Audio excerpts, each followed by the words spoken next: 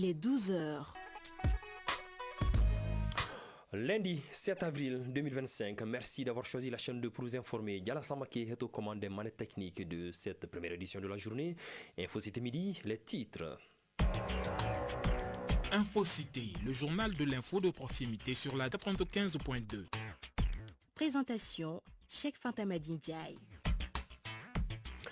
Un cyberespace sûr pour les opérations des ONG ensemble et engagées, c'est la thématique autour de laquelle SOS Village d'enfants a réuni NetHop et APDP Mali. À cette ère du numérique, la cybersécurité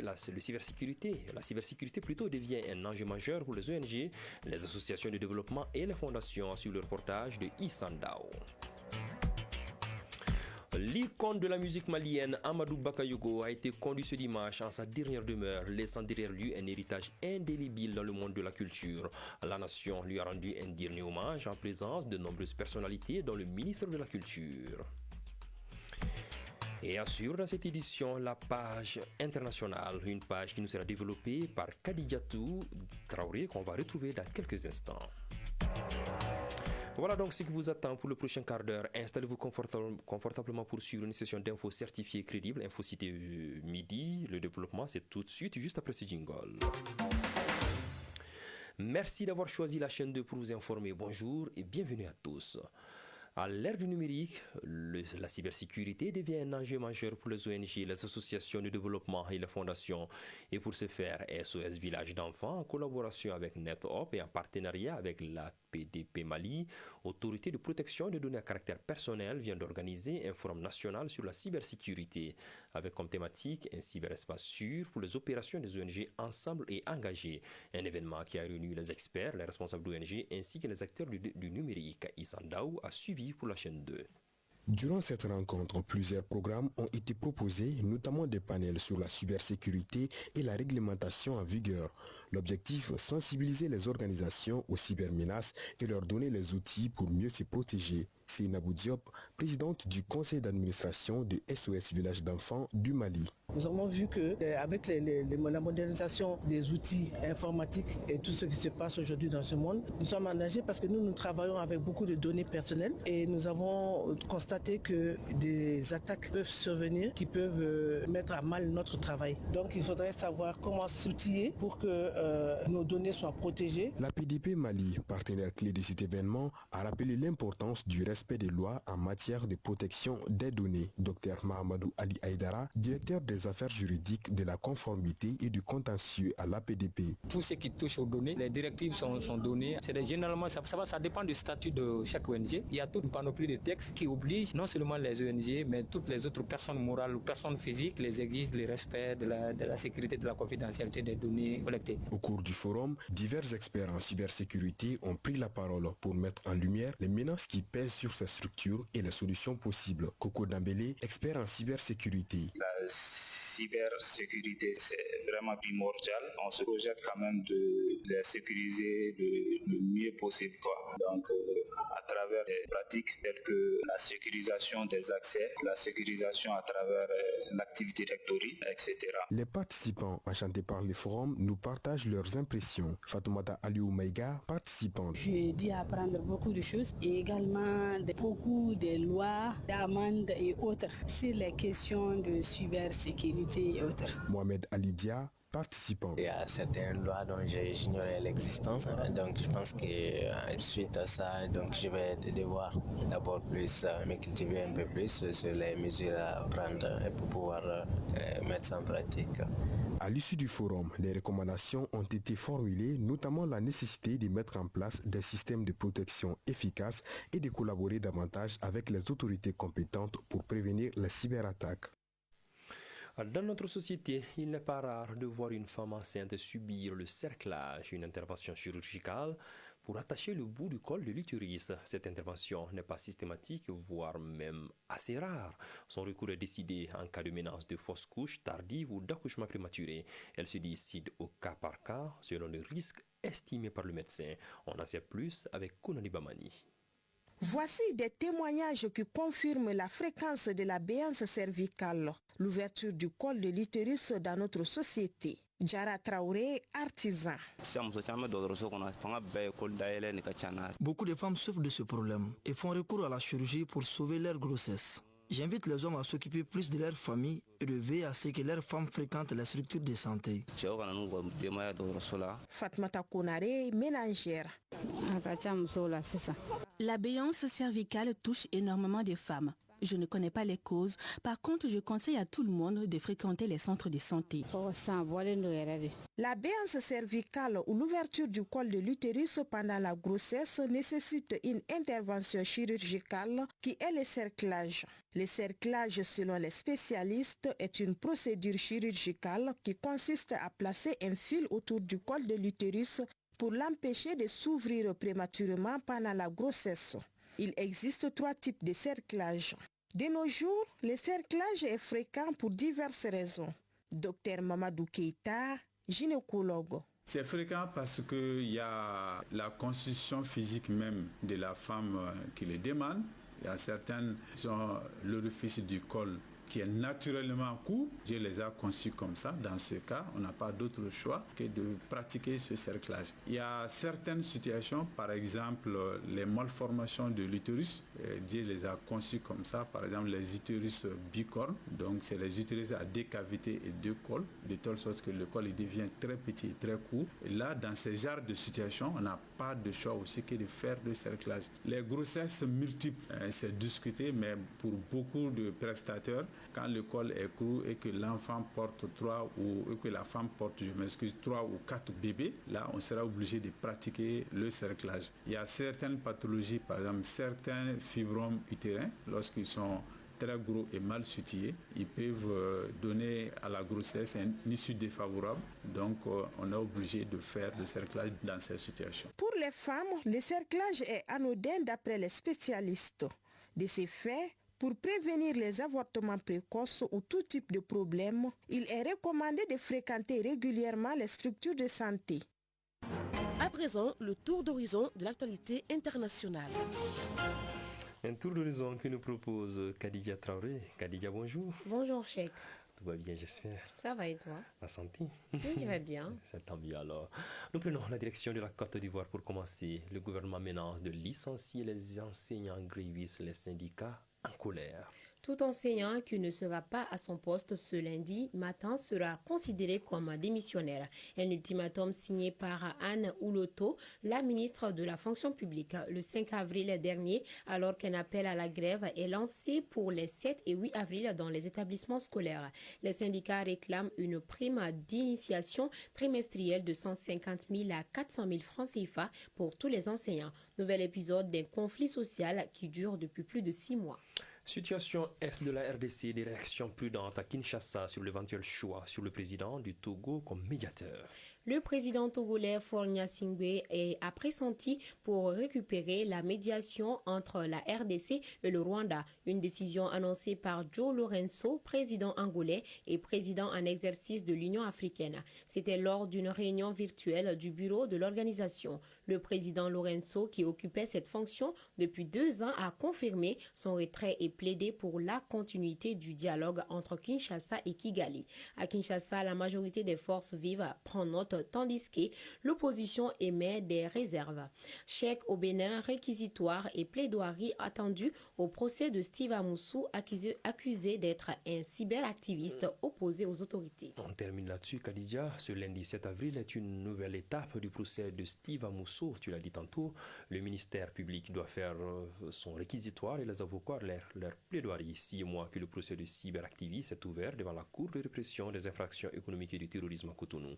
La presse et les observateurs qui suivent cette audience espèrent ainsi assister enfin à ce réquisitoire du ministère public et à ses plaidoiries et aux plaidoiries des avocats. Khadija, c'est tout pour aujourd'hui. Oui, c'est tout. On vous donne rendez-vous en tout cas aux auditeurs à partir de 18h pour une autre étape, pour un autre tour d'horizon de l'actu international, Khadija. Merci d'être passé. Je t'en prie. Bonne journée. Merci. La célèbre série Bienvenue à Kikideni, anciennement intitulée 3 hommes et village, est enfin de retour pour une 3e saison très attendue après une décennie de pause. Le public malien a pu suivre l'avant-première de cette nouvelle saison. C'était ce samedi soir à l'espace culturel Walaha. Les précisions avec Moussa Kamara. Bienvenue à Kikideni, cette série télévisuelle met en scène le jeu de querelle et de complicité entre 3 personnages charismatiques, un chef de village, un imam et un curé. Aminata Diallo Glé, actrice et réalisatrice de Bienvenue à Kikideni. Bienvenue à Kikideni, c'est le 3e volet d'un triptyque qui existe depuis 2004. Et nous avons commencé par 3 hommes, un village, ensuite nous avons fait 3 femmes, un village. Et pour boucler la boucle, on est venu avec Bienvenue à Kikideni, dont la thématique principale c'est la cohésion sociale, le vivre ensemble et la tolérance des religions, des messages pour apaiser un peu les populations. Bienvenue à Kikideni, nous avons 21 épisodes de 26 minutes. Dans un style comique et satirique, la série emblématique continue d'explorer les problématiques universelles qui touchent nos sociétés, allant de l'insécurité à la rivalité interreligieuse. Les téléspectateurs apprécient cette œuvre cinématographique. Moussa Silla, étudiant en théâtre au Conservatoire des Arts et Multimédia Balafassé Kouyaté. J'ai été impressionné notamment par la qualité de l'image et ensuite le jeu d'acteur surtout de ces éminents acteurs Rassamani Ouedraogo, Hildever Meda et j'en passe. Aminata Yatara, journaliste. Bienvenue à Kikideni. C'est vraiment un ensemble qui n'a pas changé en réalité. Heureusement ou malheureusement, j'ai envie de dire, on ne retrouve pas peut-être le même peps que dans les précédents, mais ça garde toujours cette vivacité, cette envie de toujours vouloir continuer à regarder ces séries-là.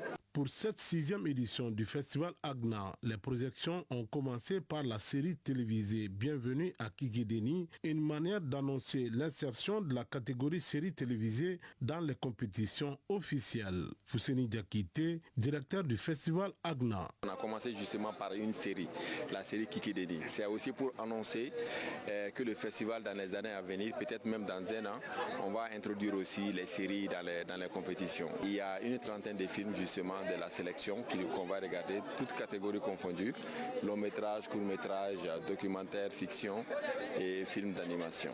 A noter que cette série télévisée de la réalisatrice burkinabé Aminata Diallo, dite Glé, a remporté plusieurs prix. Les plus récents restent les prix PNUD, Paix et résilience des populations du Burkina Faso au FESPACO dernier à Ouagadougou.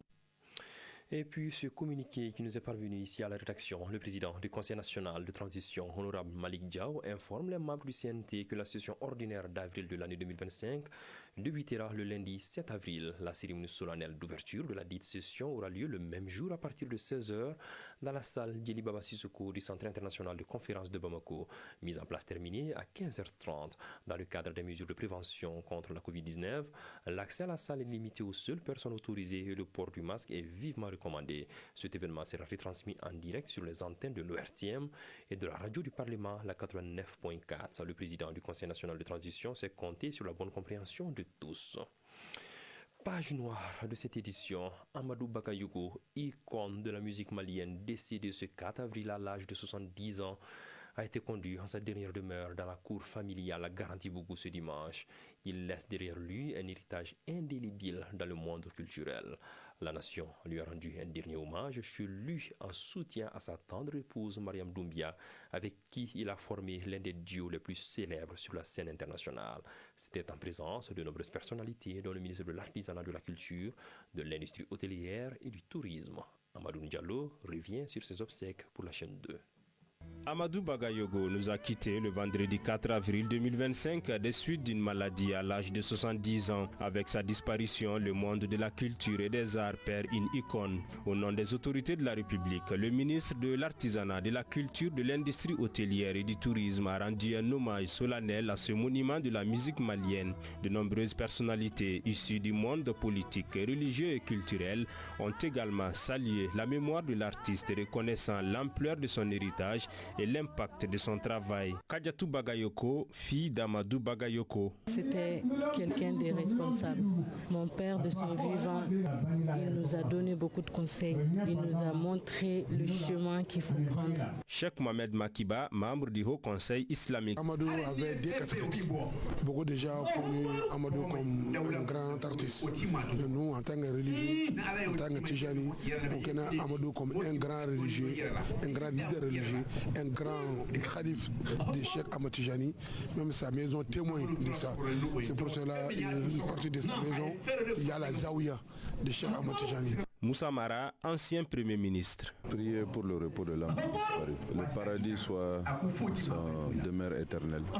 Et ensuite reconnaître ce qu'il a fait pour la culture et pour notre pays. Hamadoun Bokoum dit Afel, artiste. Un baobab est tombé encore au Mali. L'homme, il a été tout pour ce pays, culturellement, humainement. Personne ne peut attester que ce monsieur lui a fait du mal. Et un jour, toutes les occasions, il est présent. Maurice Impara, président du club des amis de la chaîne 2. Fidèles auditeurs de la chaîne 2, c'est pas facile de parler de Amadou. Bien vrai que bon, les gens visent au côté artiste, mais au fond, c'est un grand homme, un homme de Dieu. Moussa Tidiane Kanté, animateur culturel à la chaîne 2. Il a laissé la chaîne 2 orpheline. Amadou et la chaîne 2, il y a aussi que dans nos manifestations annuelles, par exemple les 31, l'anniversaire de la chaîne 2, les Saint-Valentin et tout, dès que tu appelles Amadou, il est là. Déjà pour dire que c'était une belle collaboration, la peau d'Amadou est collée à la 2. Souvent il nous donne même des idées. Parce qu'au-delà qu'il est artiste, il est même un grand auditeur. Amadou Bagayogo et Mariam Doumbia se sont rencontrés en 1976 à l'Institut des jeunes aveugles de Bamako. Cette rencontre a marqué le début d'une aventure amoureuse et musicale. Leur collaboration a donné naissance à l'un des duos les plus célèbres de la scène musicale internationale. Au cours de leur carrière, Amadou et Mariam ont chanté l'amour, la paix et la culture malienne sur les scènes du monde entier. Ils ont sorti plusieurs albums à succès dont Les Ambassadeurs en 1993, Je pense à toi en 1998, Dimanche à Bamako en 2004, Welcome to Mali en 2008 et bien d'autres. La mort d'Amadou Bagayogo marque la fin du duo légendaire qui a profondément marqué l'histoire de la musique et du monde de la culture. Son héritage musical perdurera à travers les chansons qu'il a créées avec Mariam. Dors en paix, Amadou. Et quand je me réveille, je ne pense qu'à toi.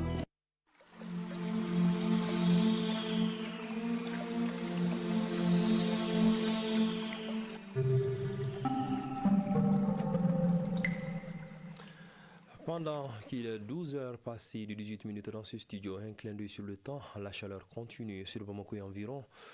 Le soleil affiche un mercure de 39 degrés en ce moment, 39 degrés.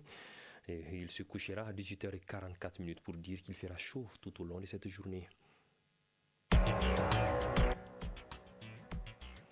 Voilà, c'est l'essentiel pour cette édition. Une édition réalisée par Salimata Konaté en duo avec Mariam Samake.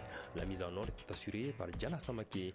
Mise en ligne par Badji Touré. Coordination éditoriale, Nyanya Ali Traoré, Sédou Traoré. Pour le Mali, paix et bénédiction d'Allah. Surtout ne décrochez pas. Le sport s'installe tout de suite sur les ondes de la FM Leader.